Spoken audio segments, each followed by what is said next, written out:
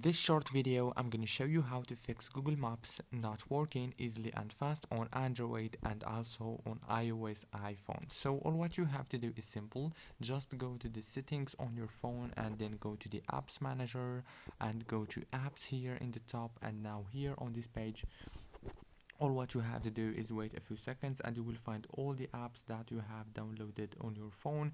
And now search for Google Maps and click on it. If you didn't find it right here, just search for it here in the search bar and then click on it and it will take you to this page. Now all what you have to do is click on storage and click on clear data like this. Click delete, go back and click on disable here, and after you click disable, all what you have to do is click on enable again and go open Google Maps, and it's gonna be working for you.